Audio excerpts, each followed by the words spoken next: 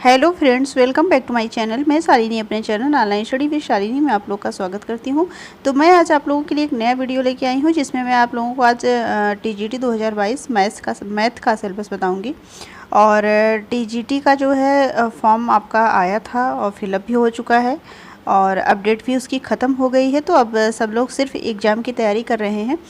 तो सबसे पहले हमें एग्ज़ाम की प्रिपरेशन करने से पहले ये जानना ज़रूरी है कि हमारा टीजीटी, जिसको ट्रेंड ग्रेजुएट टीचर बोलते हैं, उसकी जो है सिलेबस क्या क्या है, क्या क्या चीज़ें हमें पढ़नी है, किस बुक से पढ़ना है, कैसे पढ़ना है, कितनी सीटें हैं आपकी। तो ये सब चीज़ें आपको जानना ज़रूरी होता है।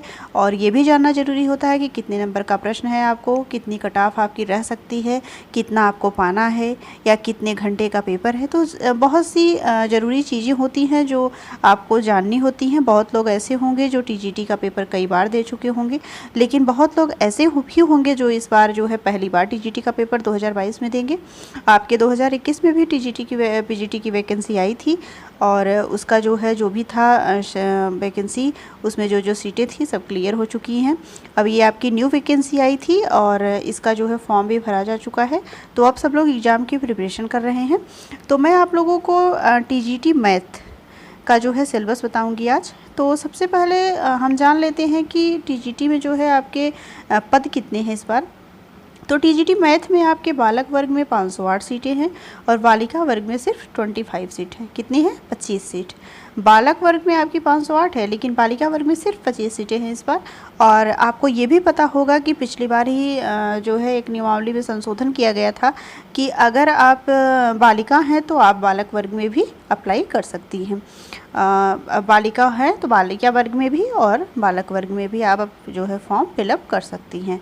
और आपने ये जान लिया कि बालक और बालिका वर्ग में सीटें कितनी हैं। तो अब ये जानते हैं कि इसका पेपर जो है 125 क्वेश्चंस रहते हैं और एक क्वेश्चन आपका 4 नंबर का रहता है और पूरा पेपर मिला के पूर्णांक आपका 500 का होता है और समय आपको दिए जाते हैं 2 घंटे।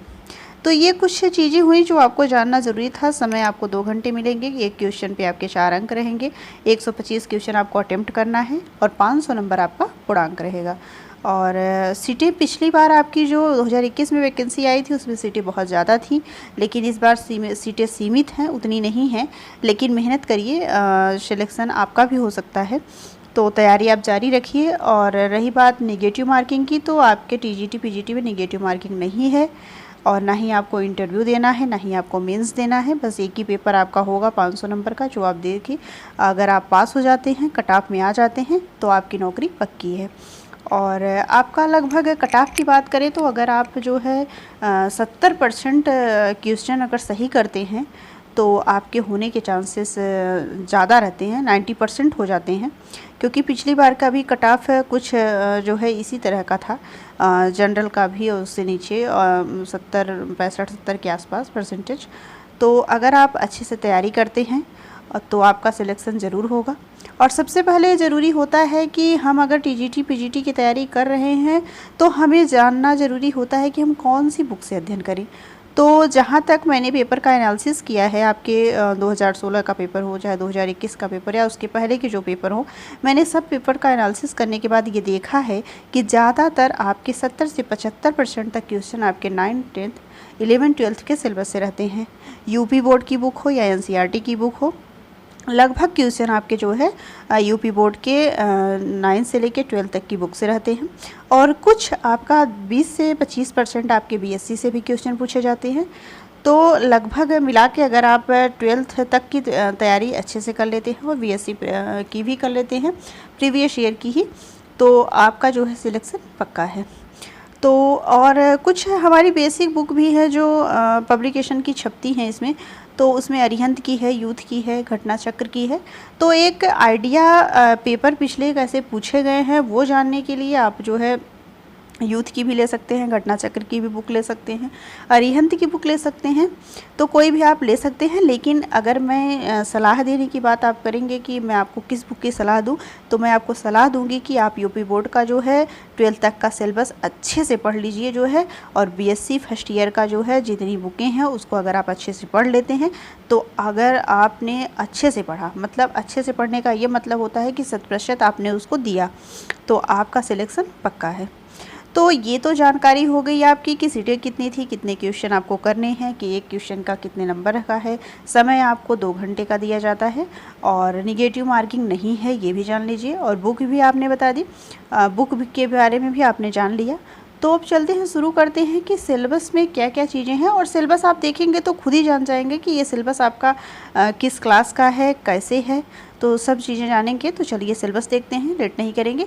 और हाँ, अगर आप मेरे चैनल पे नए हो तो प्लीज़ चैनल को सब्सक्राइब कर लीजिए एंड बेल आइकन को ज़रूर प्रेस कर दीजिए ताकि मेरे अगले वीडियो का नोटिफिकेशन आप तक पहुँचता रहे। और टीजीटी पीजीटी से जुड़ी खबरें जो है, जो भी रहेंगी, चाहे एलटी ग्रेड की वैकेंसी आई हो, सबका जो है वीडियो मेरे चैनल पर आपको मिल जाएगा। और आगे जो है क्लासेस भी मैं मैथ की चलाऊँगी, जिसमें आपको जो है कुछ चीज़ें जो पढ़नी है मैथ में, वो मैं आपको पढ़ाऊँगी भी। तो प्लीज़ चैनल को सब्सक्राइब कर लीजिए। और चलिए देखते हैं कि सिलेबस आपका क्या है। तो पहले आपका है जो है गणित में वाणिज्य या गणित, तो उसमें आपको पढ़ना है काम, समय और चाल, समय, चक्रवृद्धि ब्याज, बैंकिंग, कराधान, प्रारंभिक नियमों का प्रवाह सचित्र। आपको याद होगा कि अगर आपने पहले 9th की बुक पढ़ी होगी तो आपने देखा होगा कि उसमें काम, समय, चाल, चक्रवृद्धि ब्याज, बैंकिंग, कराधान, ये सब पूरा आपके 9th यूपी बोर्ड का सिलेबस है और आप जाके देख सकते हैं। तो ये आपका वाणिज्य और गणित से सिलेबस रहेगा। और आगे आपका सांख्यिकी में आपको क्या क्या पढ़ना है वो देख लेते हैं। तो बारंबारता बंटन, सांख्यिकी आंकड़ों का आलेखी निरूपण, केंद्रीय प्रवृत्ति की मापें, विक्षेपण की मापें, जन्म या मृत्यु, सांख्यिकी या सूचकांक। तो ये चीज़ें आपको जो है सांख्यिकी के अंतर्गत पढ़नी है। और तीसरा आता है बीजगणित। बीजगणित आपका काफ़ी लंबा पोर्शन है, इसको अगर आप अच्छे से तैयार कर लेते हैं तो काफ़ी क्वेश्चन आप अटेम्प्ट कर लेंगे। तो बीजगणित में आपको पढ़ना है करड़ी, बहुपद और उनके गुणनखंड, लघु गुणक, 2 अज्ञात राशियों के रेखीय समीकरण, बहुपदों के महत्तम समापवर्तक और लघुत्तम समापवर्तक, एक घातीय 3 अज्ञात राशियों के युगपत समीकरण, द्विघात बहुपद के गुणनखंड, द्विघात समीकरण, अनुपात व समानुपात, संख्या पद्धति, समुच्चय, संक्रियाएं, प्रतिचित्रण। तो सिलेबस आप देख रहे होंगे, तो अगर आपने 9 से 12 तक की बुक पढ़ी होगी, अभी जल्दी में देखी होगी, तो आपको खुद ही समझ में आ रहा होगा कि ये सिलेबस कहाँ से लिया गया है। और नेक्स्ट है आपका सारणिक। सारणिक में आपका जो है सारणिक से परिभाषा पूछी जा सकती है, उप सारणिक एवं सहखंड और थीक रास थी क्रम तक के नागरिक का विस्तार, सारणिक के सामान्य गुण, क्रैमर के नियम की सहायता से यन रैखिक समीकरणों, यन बराबर 3 के निकाय का हल। और आव्यूह के प्रकार, आव्यूह से भी काफ़ी क्वेश्चन बनते हैं, 2021 में भी आव्यूह से क्वेश्चन किए गए थे।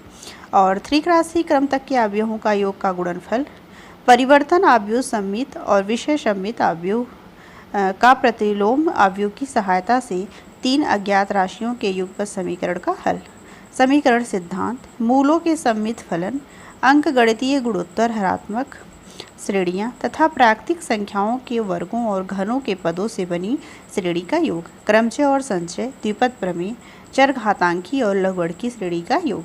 तो ये सब चीज़ें आपको सारणिक के अंतर्गत पढ़नी है। और प्रायिकता में जो है योग तथा गुणन के सिद्धांत आपको पढ़ना है।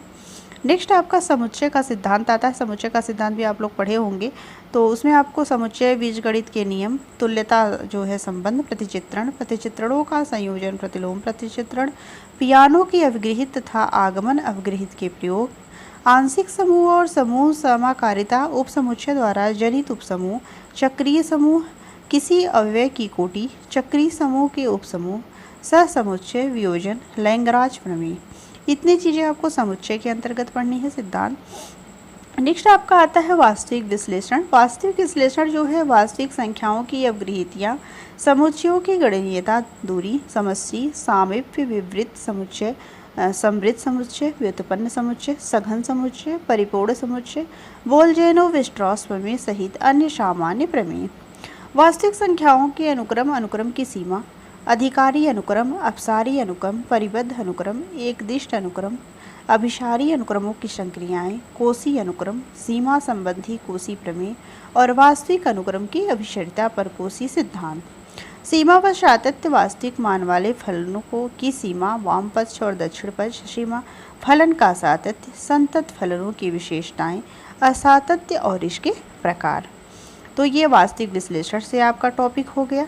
नेक्स्ट आपका आता है त्रिकोणमिति। त्रिकोणमिति में आपको क्या क्या पढ़ना है? वृत्ति, माप तथा विशिष्ट कोणों के त्रिकोणमितीय अनुपात, दो कोणों के योग और अंतर के तथा किसी कोण के अपवर्त एवं अपवर्तक कोणों के त्रिकोणमितीय अनुपात, त्रिकोणमितीय सर्वसमीकाएँ, त्रिकोणमितीय समीकरण, त्रिभुज का हल, परिगम अंत एवं बाह्य वृत्तों की त्रिज्याएँ एवं गुण, प्रतिलोम वृत्तीय फलनों के सामान्य गुण। और नेक्स्ट आपका समिश्र संख्याएं हैं। समिश्र संख्याओं में आपको उनके योग तथा गुणनफल, डिमाइवर प्रमेय और इसका प्रयोग, ऊंचाई और दूरी, समिश्र राशियों के चरघातांकीय फलन, वृत्तीय फलन एवं हाइपर। नेक्स्ट है आपका बौलिक फलन, उसमें वास्तविक व अधिकल्पित भागों में पृथक्करण पढ़ना। ज्यामिति में आपको क्या क्या पढ़ना है? बोधायन, पाइथागोरस सिद्धांत व इसका विस्तार, वृत्त व वृत्तखंड, वृत्त के चाप व जीवा, वृत्त की स्पर्श रेखा, एकांतर वृत्तखंड और उसके कोण, जीवा के खंड और उनसे निर्मित आयत, रेखीय समतल आकृतियों की समरूपता। और नेक्स्ट टॉपिक है आपका निर्देशांक ज्यामिति। तो उसमें क्या क्या पढ़ना? निर्देशांक ज्यामिति आपका 11th-12th के सिलेबस में होगा, आपने देखा होगा। तो उसमें आपको कातीय तल पढ़ना है, रेखा पढ़ना है, द्वितीय घात के व्यापक समघातीय समीकरण पढ़ना है, द्वारा निरूपण सरल रेखा युग्म, इनके बीच का कोण व अर्धकों के युग्म का समीकरण, समकोणीय कार्तीय निर्देशांकों में संकों, वृत्त परवलय, दीर्घवृत्त व अतिपरवलय के मानक समीकरण व प्राचलिक समीकरण, द्विघात व्यापक समीकरण द्वारा रेखा युग्म, वृत्त परवलय, दीर्घवृत्त व अतिपरवलय निरूपित करने के प्रतिबंध, मूल बिंदु व अक्षों के स्थानांतरण की सहायता से वृत्त, परवलय, दीर्घवृत्त व अतिपरवलय के समीकरण प्राप्त करना, सांकों के किसी बिंदु पर स्पर्शी व विलंब छेदक रेखा का सांकों से प्रतिच्छेदन, सीमांत स्थिति में इसके स्पर्शी होने का प्रतिबंध, स्पर्शियों के प्राचलिक समीकरण, बाह्य बिंदु से सांकों पर स्पर्शी युग्म, सांकों के किसी बिंदु पर अभिलंब का समीकरण, स्पर्श करने अथवा अभिलंब होने का प्रतिबंध, ध्रुवीय निर्देशांकों में सांकों का मानक समीकरण, गोला, शंकु व बेलन का त्रिविमीय ज्यामिति। तो ये सब चीज़ें आपको निर्देशांक ज्यामिति में पढ़नी है।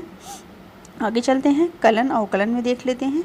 तो अवकलन की परिभाषा है बीजीय, त्रिकोणमितीय, चरघातांकी तथा लघुगणकीय फलनों का अवकलन, स्पर्श रेखा व विलंब, एक चर राशि के फलन के समाकलन, आंशिक भिन्नों की सहायता से समाकलन, निश्चित समाकलन व इसके प्रयोग, समतलीय वक्रों के अंतर्गत क्षेत्रफल, बेलन, शंकु, गोले की अवकलन व पृष्ठ ज्ञात करने में समीकरण अवकलन, समीकरण की कोटि व घात, गुरुत्वाधीन सरल रेखीय सरल गति के उदाहरणों में निम्नलिखित रूप से समीकरणों को हल करना। आगे चलते हैं। एक इसमें पहला, दूसरा, तीसरा फार्मूला दिया हुआ है dy/dx बराबर fx, dy/dx बराबर fx, 5y3 अपान dx2 बराबर fx। तो नेक्स्ट आपका है सदिश विश्लेषण, उसमें आपको क्या क्या पढ़ना है वो देख लेते हैं।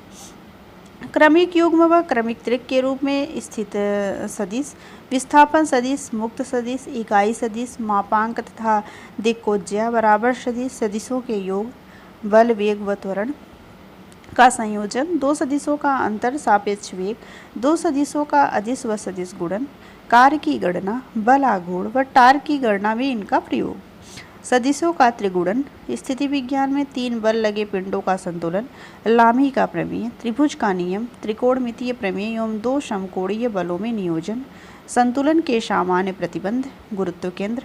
गति विज्ञान में आपको पढ़ना है गुरुत्व के अधीन ऊर्ध्वाधर समतल में गति प्रक्षेप की गति, कार्य, ऊर्जा, सामर्थ्य, एमकेएस प्रणाली में गणना। तो ये आपका पूरा जो है टीजीटी मैथ का सिलेबस हो गया 2022 का।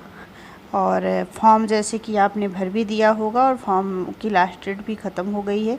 तो अब आपको सिर्फ़ और सिर्फ अपने परीक्षा पे फोकस करना है।